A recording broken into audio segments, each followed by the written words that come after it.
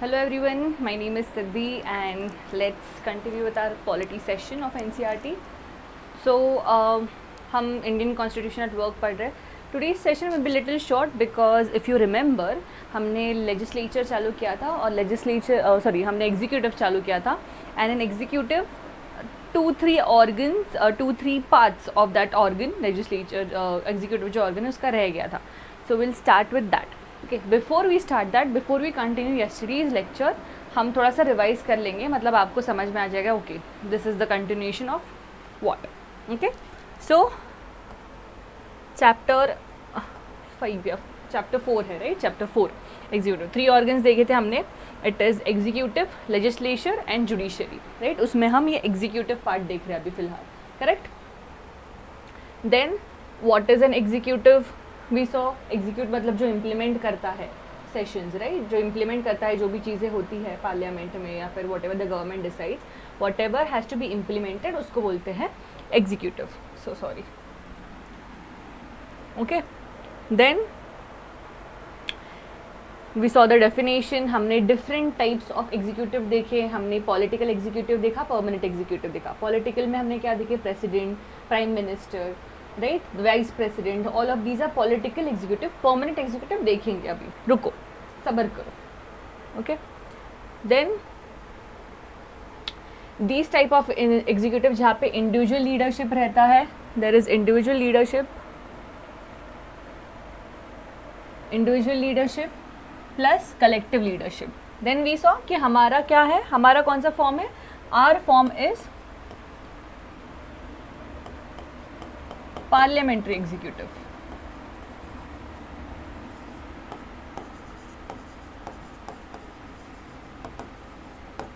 Correct, we have parliamentary executive in India. फिर हमने सारे जो एग्जीक्यूटिव हैं starting from the top, that is president. तो प्रेसिडेंट के हमने पावर्स देखे. हमने डेलीगेटिव पावर्स मतलब क्या?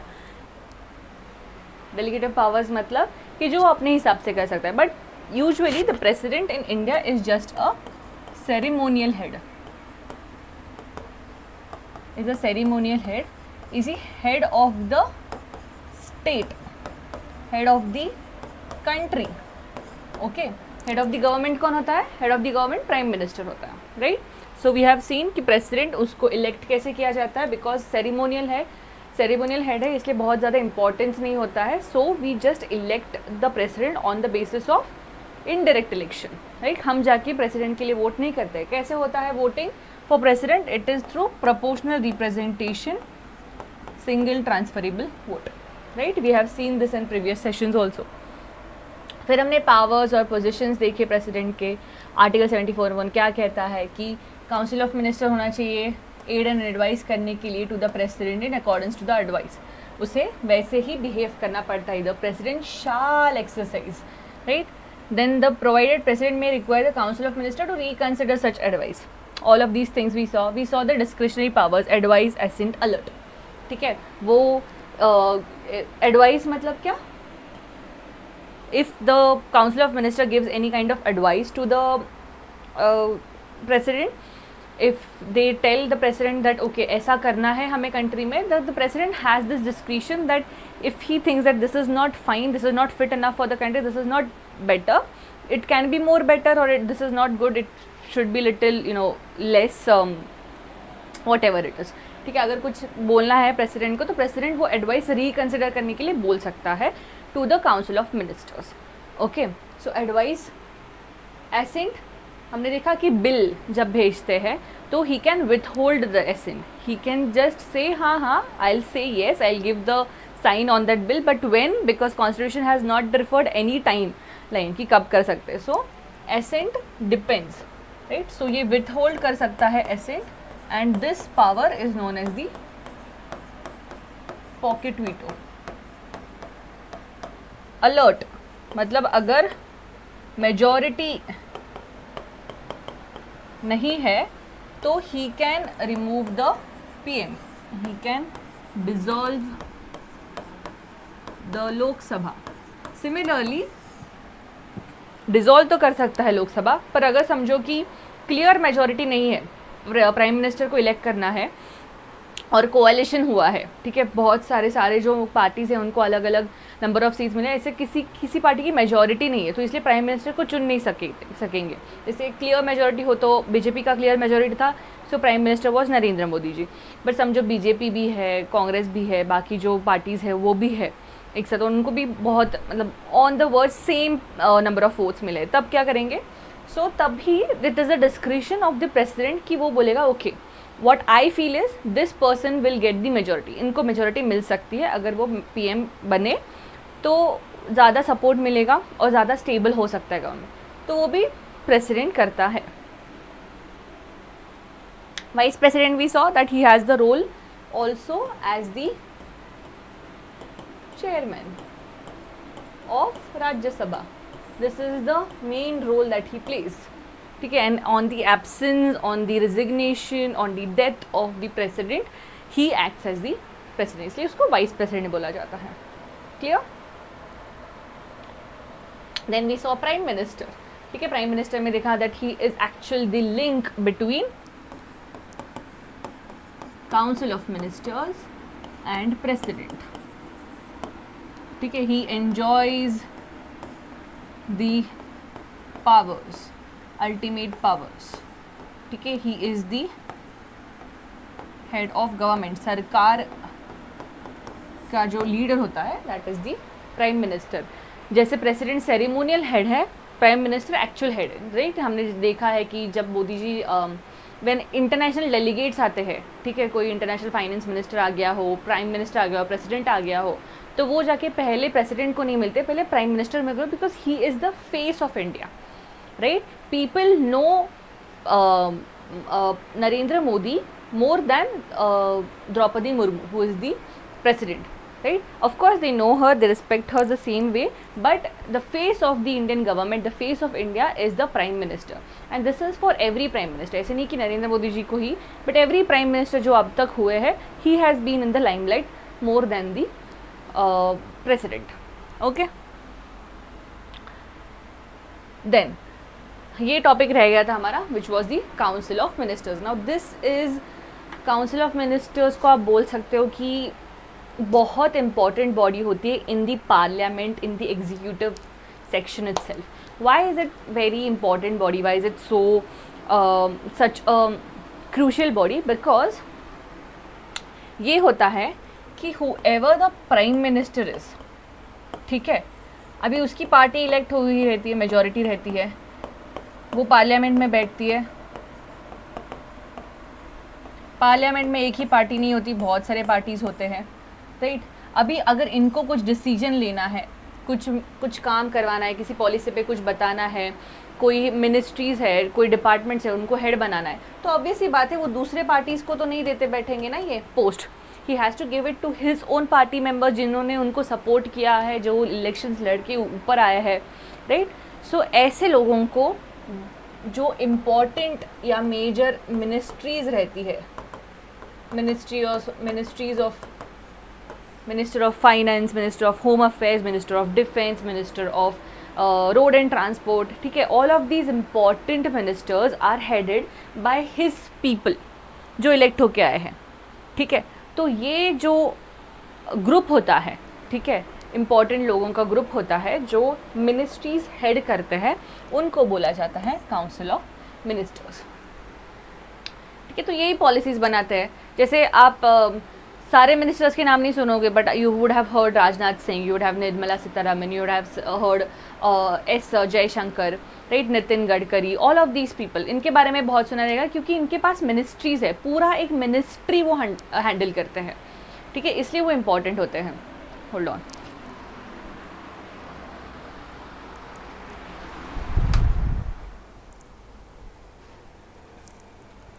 राइट, इसलिए वो इम्पॉर्टेंट होते हैं क्योंकि वो पूरी मिनिस्ट्री जो होती है वो उनके हाथों में रहती है, right. So this council of ministers, अभी मैं पीएम हूँ, समझो मैं पीएम हूँ, तो being a PM, if I want कि मेरे पार्टी के सारे मेंबर्स जो है वो काउंसिल ऑफ मिनिस्टर्स में आके बैठे, राइट, ऐसा तो हो नहीं सकता, ऐसा पॉसिबल नहीं है, क्योंकि अगर सब लोग ही आके बैठे तो फिर पार्लियामेंट में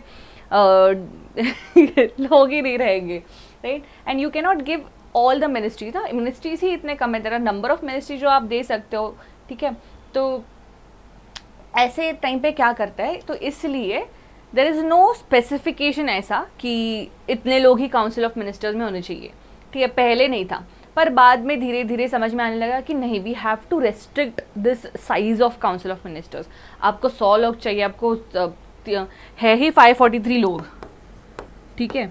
उसमें से आप मिनिस्ट्री बनाते जा रहे हो, मिनिस्ट्री काउंसिल ऑफ मिनिस्टर्स में लेते जा रहे हो लोग, नहीं, ऐसा नहीं चलेगा। तो पहले the size was not limited, minimum नहीं, मैक्सिमम नहीं, ठीक है। तो उसके बाद कन्वेंशन डेवलप होने लग गया कि नहीं, you have to make sure कि ये जो काउंसिल ऑफ मिनिस्टर होगा, जो आपका ग्रुप होगा, जो कैबिनेट होगा, ठीक है, that will be little limited, size उसका थोड़ा लिमिट करना पड़ेगा। तो then it came to be decided कि जो काउंसिल ऑफ मिनिस्टर्स है उसको मिनिमम रखना कंपलसरी है, काउंसिल ऑफ मिनिस्टर्स चाहिए, minimum 12 members should be there. अब ये कहाँ से इलेक्ट होके आते हैं, ये कहाँ से सिलेक्ट होते हैं, वो 553 जो लोकसभा के सीट्स है, ठीक है, उसमें से आते हैं, ठीक है, लोकसभा, राज्यसभा। तो ये जो लोकसभा की सीट्स है वहाँ से ये 12 आएंगे, बट मैक्सिमम कितना जाएगा वो भी डिफाइंड है अभी। तो maximum it is now that maximum it will be 15% of the total strength of Lok Sabha, हाँ, टोटल स्ट्रेंथ ऑफ लोकसभा। सो जितना भी टोटल स्ट्रेंथ है लोकसभा का, उसका सिर्फ 15%। तो अगर आप गिनोगे तो दिस 543 का 15% कितना होता है, अराउंड 81 पॉइंट कुछ तो होता है, ठीक है। तो अभी ऑब्वियस सी बात है कि पॉइंट कुछ तो नहीं होगा,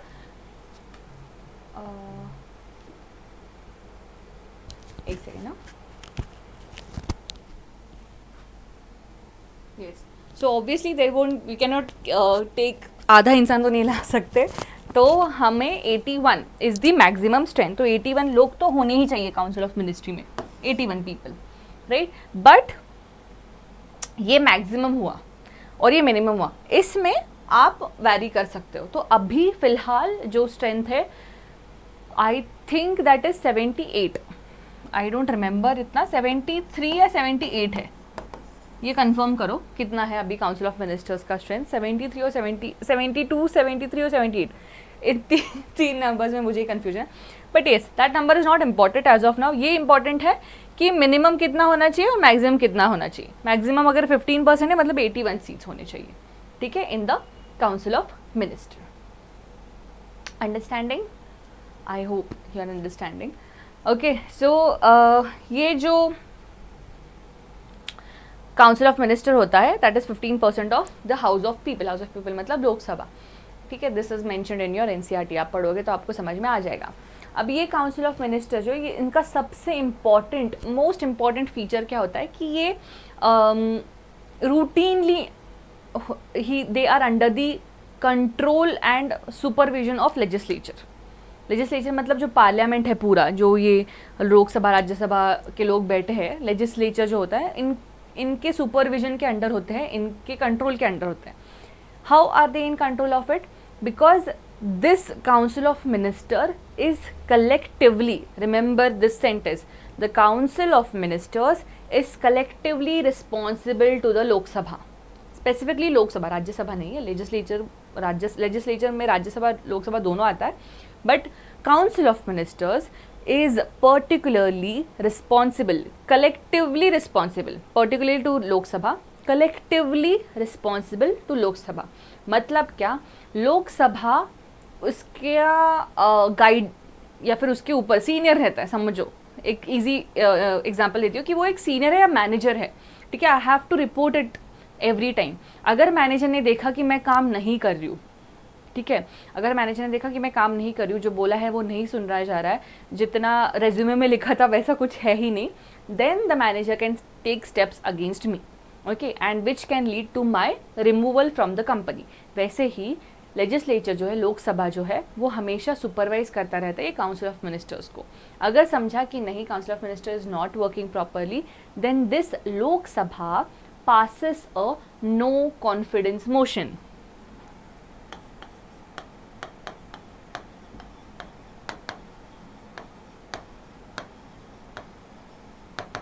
ये मोशन क्या होता है, ये सब कुछ पढ़ो। मोशन मतलब एक अभी के लिए फ़िलहाल समझ लो कि मोशन मतलब एक एप्लीकेशन फॉर्म भर दिया, एक एप्लीकेशन भर दिया कि हमें कॉन्फिडेंस नहीं है, we have no confidence in this council of ministers, we don't think that they are capable enough of doing anything.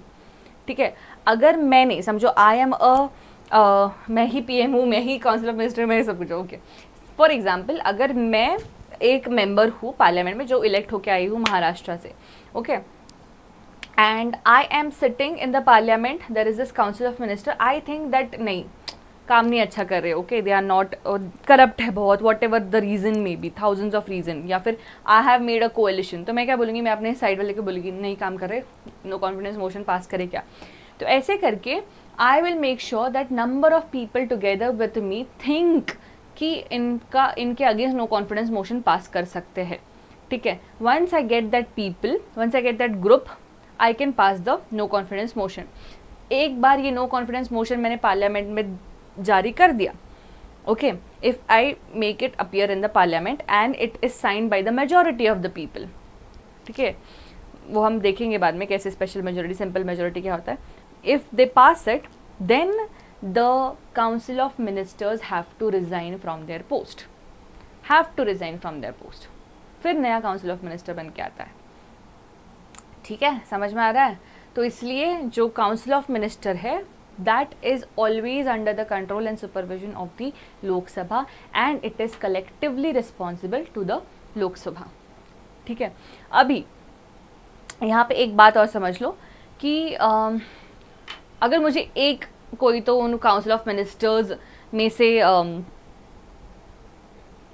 पसंद नहीं आ रहा है, ठीक है, डिसीजंस उसके, policy, what ever it is, so if I pass against, मतलब no confidence motion तो मैं सबके अगेंस्ट पास कर ही सकती हूँ, पर अगर मैंने एक मिनिस्टर के अगेंस्ट भी पास कर दिया, एक मिनिस्टर मतलब उन काउंसिल ऑफ मिनिस्टर्स के अगेंस्ट, समझो मैंने एक मिनिस्टर के अगेंस्ट पास कर दिया, then due to the principle of solidarity, principal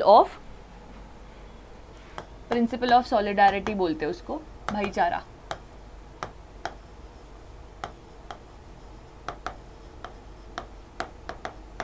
अगर एक मेंबर के अगेंस्ट भी मैंने ये नो कॉन्फिडेंस मोशन पास कर दिया तो भी पूरे काउंसिल ऑफ मिनिस्टर्स को रिजाइन करना पड़ता है। ठीक है, समझ में आ रहा है? ओके ओके, सो जब काउंसिल ऑफ मिनिस्टर डिसॉल्व होता है, काउंसिल ऑफ मिनिस्ट्री पूरा डिसॉल्व होने के बाद पीएम भी, ऑब्वियसली पीएम भी डिसॉल्व हो जाता है, बट यहाँ पे ध्यान में रखना है कि there are two situation, if the PM dies, if the PM resigns, ठीक है, उनको वेकेट करना पड़ा अपना पोस्ट प्राइम मिनिस्टर को, तो उनके साथ साथ ये काउंसिल ऑफ मिनिस्टर भी चला जाता है, गायब, उनका कुछ अस्तित्व ही नहीं रहता है। ओके,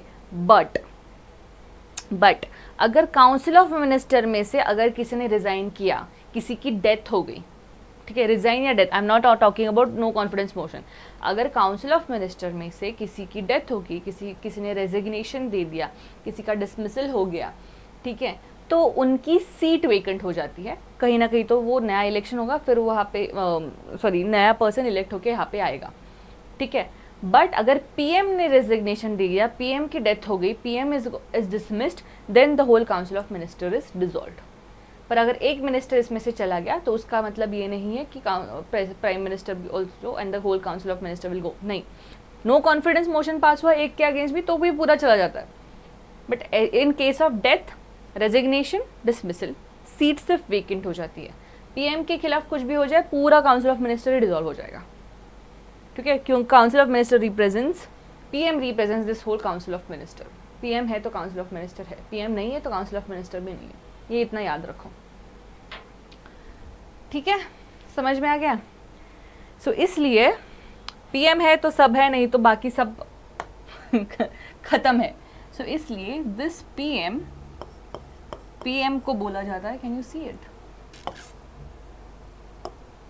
पीएम को बोला जाता है, I think he is known as the, I am writing the, yes spelling बराबर है, linchpin of the government. ये आप आपके आंसर्स में भी लिख सकते हो कभी। Lynch pin of govern, lynch pin मतलब एक जो व्हील रहता है उसको स्टेबल रखने के लिए एक पिन डाली जाती है उसमें, ठीक है, एक पिन डाली जाती है। अरे यार, अगर एक व्हील होगा तो उसको स्टेबल रखने के लिए there is a pin that is put in it, ताकि वो स्टेबल रहे। सो दिस लिंच पिन मतलब ये पूरा पार्लियामेंट्री काउंसिल ऑफ मिनिस्टर को स्टेबल रखने के लिए प्राइम मिनिस्टर होता है। There is where the prime minister plays its role. Okay, I think मैं बहुत फास्ट बोला है मैंने इसमें, पर आपको समझ में आया रहेगा, बहुत ईजी है। Council of ministers is also important in the executive, क्योंकि यही काम करते हैं, यही डिसीजंस लेते हैं, यही बड़े बड़े पॉलिसीज लाते हैं, ठीक है, यही हेड करते हैं मिनिस्ट्रीज, ठीक है, जो इंपॉर्टेंट मिनिस्ट्रीज रहते हैं वो ही हेड करते हैं। So yes, they are important, उनके बिल्स कंसिडर किए जाते हैं, उनके बिल्स ही वापस आगे जाके लॉज बनते हैं। So yes, council of ministers important for all the machinery, all the administration to be working softly and smoothly in the parliament, ठीक है। पर इनको ऑटोक्रेटी ना दे, उनको बहुत ज़्यादा अथॉरिटी ना दे, इसलिए ये नो कॉन्फिडेंस मोशन होता है, इसलिए हमेशा सुपरविजन होता है लेजिस्लेचर का। Fine, I think you are understanding this. Let's move to the last segment of this session of this chapter which is the permanent executive, which you will love, बहुत पसंद आएगा आपको ये क्योंकि permanent executive is something that we are striving for. These are the civil servants,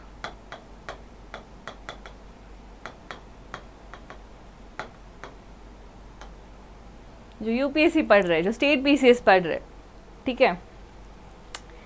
So these are the civil servants who are known as the permanent executive। सरकारें आएगी, सरकारें जाएगी, आज ये पीएम है, कल वो पीएम बनेगा, कल ये काउंसिल ऑफ मिनिस्टर है, कल वो काउंसिल ऑफ मिनिस्टर, कल ये पार्टी है, आज ये पार्टी होगा, बट उनके साथ हमेशा जो जुटे रहेंगे for the betterment of the country are the civil servants, so they are known as the permanent executive.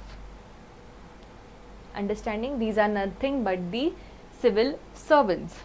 Okay, अभी ये जो डिसीजन लेती है, ये जो पॉलिसी आती है, पॉलिसी में क्या क्या प्रोविजंस हो गए, जैसे मनरेगा है या फिर प्रधानमंत्री आवास योजना हो, ठीक है, ये सारे जो है, ये सारी चीज़ें ऑब्वियस सी बात है इन पॉलिटिशियंस को थोड़ी सूझेगी, पता होता है, पर उनमें फीचर्स क्या होने चाहिए, कैसे इम्प्लीमेंटेशन होना चाहिए, कैसे प्रोविजंस में क्या क्या कितने पैसे अमाउंट है होना चाहिए, कितना देना चाहिए, कितना किन किन को देना चाहिए, राइट, वो कैसे लेयर डिसाइड करेंगे, ये सब कुछ कौन डिसाइड करेंगे, ये सब कुछ यहाँ पे दिमाग किसका चलता है, वो होता है सिविल सर्वेंट्स का। ओके, प्लस यही लोग होते हैं जो ग्रास रूट लेवल तक इनको इम्प्लीमेंट कर सकते हैं, right. What is the job of these IAS IPS what ever these people are, not what ever, all these officers, उनका जो होता है वही इनका यही तो ड्यूटी होता है टू मेक श्योर कि ये जो पॉलिसीज डिसाइड हुए हैं ये अच्छे से डिसाइड हुए हैं, प्लस ये इम्प्लीमेंट हो रहे है ना। तो इम्प्लीमेंट कौन करता है ऑन द फील्ड, इम्प्लीमेंट कौन करता है, कौन देखता है कि बराबर सब कुछ हो रहा है या नहीं हो रहा है, the collector, right, the district collector. So he is known as the IAS officer, all Indian administrative service. These are the civil servants. Okay, so civil servant क्यों बोला जाता है उनको, एक और एक है कि मिलिट्री सर्विस होती है, there is military service and then there is machinery, ठीक है। एक है हमारा जो एडमिनिस्ट्रेटिव मशीनरी होता है और एक है अपना मिलिट्री सर्विस, ठीक है। दोनों का काम ये करते हैं, ठीक है, but they are trained, they are skilled to do this specific work, so they are known as the civil servant, इसलिए सिविल बोला जाता है, लोगों के लिए जो काम करता है, ठीक है। And these are trained, these are skilled properly. आपको पता ही होगा कि आप अगर यूपीएससी पास हो जाते हो तो आपको ट्रेनिंग रहता है 6 महीने का, according to the post that you get, उस हिसाब से आपको लबासना भेजा जाता है sorry, to different institutions you are sent and then वहाँ पे आपकी ट्रेनिंग होती है, वहाँ पे आपका स्किल दिखा जाता है, राइट। सो इसी टाइप में ये क्लासिफिकेशन होता है। सो ये जो सिविल सर्वेंट्स है उनका क्लासिफिकेशन आपको पता रहेगा शायद, फिर भी मैं बता दूँ।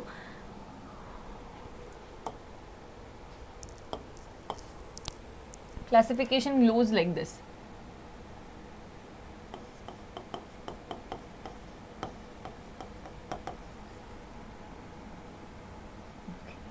Civil services classification is in 3 ways.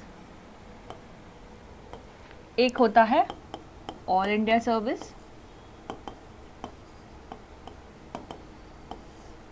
एक होता है सेंट्रल सर्विस, और एक होता है अपना स्टेट सर्विस. ठीक है. All India service, of course you would be knowing this. All India service मतलब कौन से? IAS, IPS. ठीक है, ये लोग. Central service, all India service मतलब इनकी पोस्टिंग ऑल इंडिया में होती है. कहीं मतलब किसी स्टेट में रहेगी, कैसे जैसे होता है वैसे. Yes, okay. तो जो कोई स्टेट में होता है, बट ये ऑल इंडिया सर्विस रहती है. वो सिर्फ सेंटर में डिपार्टेड नहीं रहते. In any part of India they can serve under the central. Right. Central service में क्या रहता है? ये सिर्फ सेंटर के लिए रहते हैं, not for the whole of India. मतलब स्टेट वाइज नहीं डिवाइडेड रहते. This is central service. जैसे Indian foreign service, Indian foreign service, Indian revenue service. ठीक है, ये क्या होता है? ये सेंटर को रिप्रेजेंट करते हैं. अभी फॉरेन सर्विस मतलब वो इंसान जो होता है IFS, वो जाके इटली में है, या फिर वो वो फ्रांस में है, या फिर US में है, राइट, इन द एम्बेसी. तो he is representing India, right. He is representing India in the state, centre in the state. He is representing India in the other country. So ये central service हो गई. State service state के हिसाब से, जैसे कि tax officer, income tax officer. ठीक है, ऐसे बहुत सारे पोस्ट रहते हैं. So in that way these are state service. State service पता है हमें कि अलग अलग स्टेट अपने हिसाब से सिविल सर्विसेज एग्जामिनेशन कंडक्ट करता है, राइट. मतलब बिहार का अलग होगा, तमिलनाडु का अलग होगा, केरला का, कर्नाटका का, आसाम का अलग अलग अपना अपना एग्ज़ाम होता है. उस हिसाब से even Goa has its own state service exam. आप दे सकते हो गोवा का भी. ओके, बहुत मज़ा आएगा नहीं जब वहाँ के आप ऑफिसर बन सकते हो तो. Yes. So the state service officers are there, central service officers and all India service office. तो उनको बोलते हैं परमानेंट एग्जीक्यूटिव, उनको बोलते हैं ब्यूरोक्रेट्स. ओके, तो हम सुनते हैं ना ब्यूरोक्रेट, बहुत फैंसी वर्ड है. सो ब्यूरोक्रेसी में these are nothing but the permanent executive. ठीक है. अभी ये पॉलिटिकल कंट्रोल या पॉलिटिकली अकाउंटेबल नहीं होते हैं. They are serving the nation, ना कोई पार्टी को सर्व करते हैं. ठीक है. They are politically neutral. उनको कुछ फ़र्क नहीं पड़ता है कि आज BJP है या कांग्रेस है. दे वांट कि जो भी पॉलिसी आ रहा है अच्छा है, you have to implement in the country, irrespective कि कौन सी सरकार बैठी है. They don't have any views, they should not have any views on the political party कि नहीं अभी तो ये पार्टी बदल गई, अभी मैं काम नहीं करूँगा, यहाँ पे वो सरकार की योजना यहाँ पे नहीं इम्प्लीमेंट होगी. No, you cannot take that decision because you should be politically neutral. ठीक है. it is in the good, it is for the good of the people, so yes, you should accept it and move forward.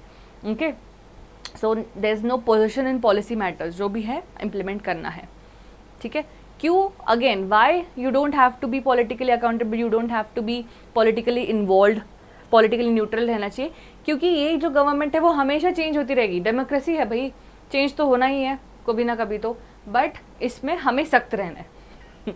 Okay, we have to be that strict that we should know कि जो भी हो ऊपर कोई भी सरकार आए, we have to implement the things of the government for the betterment of the people.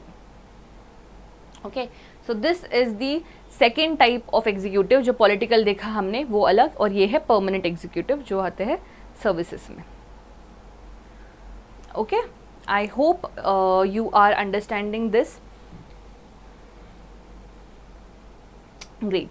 Okay, so let's just make sure कि okay, recruitment. yes, recruitment जो होता है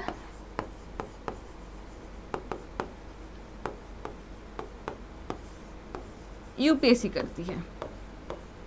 UPSC is a constitutional body. इसको भी पॉलिटिकली डिसाइड नहीं होता है, इस पे यूपीएससी जो है हमें पता है राइट, मेरिट पे डिसाइड करती है, ठीक है, ना कि इलेक्शन होता है। तो इनका रिक्रूटमेंट जो होता है वो यूपीएससी मतलब सेंट्रल सर्विसेज में यूपीएससी, एंड ये स्टेट स्पेसिफिकली, जैसे एमपीएससी हो गई, एमपीपीएससी हो गया मध्य प्रदेश का, ऐसे, ठीक है। तो this UPSC, this it is a constitutional body, वो भी पॉलिटिकली पार्टीज को इन्वॉल्व नहीं करता है, ये कॉन्स्टिट्यूशनल बॉडी रहते हैं, उसमें एक्सपीरियंस लोग रहते हैं, दे डिसाइड कि कैसे कट ऑफ होना चाहिए, कैसे रिजर्वेशन, मतलब रिजर्वेशन तो होता ही है फिक्स्ड, बट कैसे कट ऑफ होना चाहिए, किस रिजर्वेशन को कितना आना चाहिए, और उस हिसाब से सब कुछ होता है। ओके, ठीक है। तो ऐसे रिक्रूट होता है जब सेंट्रल जब ये सर्विसेज में आप जाते हो तभी आप सेंटर को रिप्रेजेंट करते हो। तो समझो कि छत्तीसगढ़ में आईएएस ऑफिसर है, तो वो स्टेट में तो वो आईएएस ऑफिसर है, ठीक है, but that IAS officer is recruited via central. तो जो भी एक्शन लेना होता है अगेंस्ट या for in the favour of that IAS officer या आईपीएस ऑफिसर, वो सिर्फ सेंटर ले सकती है, क्योंकि वो सेंट्रली रिक्रूटेड होता है, उस सेंटर ने रिक्रूट किया है उसको। स्टेट के लिए अब स्टेट कुछ भी कर सकता है अगेंस्ट फॉर दैट ऑफिसर, पर सब कुछ बाकी जो चीज़ें हैं वो सेंटर करती हैं। Okay, so the state has no role, can not take any disciplinary action against the civil servant, the all India civil servant, ठीक है। I hope this is clear. I know that the last part would be very interesting, क्योंकि आप खुद के बारे में, जो आप फ्यूचर खुद का देख रहे हो, उनके बारे में खुद पढ़ रहे हो, right. So this is why we play an important role, और इस जर्नी, इस थॉट प्रोसेस को हमें पहले से ही बताया जाता है, इसलिए हमें बोलते हैं कि बीइंग अ सिविल सर्वेंट, अगर यूपीएससी वगैरह कर रहे हो तो यू शुड ऑलवेज बी क्या बोल, डिप्लोमेटिक, ठीक है, ना इसका ना उसका, we should be like mid path हमें वो देखना है। So every time you have to be that neutral, okay, you have to make sure कि आप हर एक हिसाब से सोच रहे हो for the betterment, every time it is for the betterment, for the welfare. Okay, great, then this is the today's session. It will be short, as I said it was short. तो हम कल मिलते हैं, we'll come tomorrow again and we'll discuss about the next chapter which will be legislatures. Okay, तब तक make sure that you read this from your NCERT book again. Okay, I hope you are reading it and I hope you are understanding it more nicely. And yes, okay, let me know how did you find this lecture and comment in the section below. Okay, bye.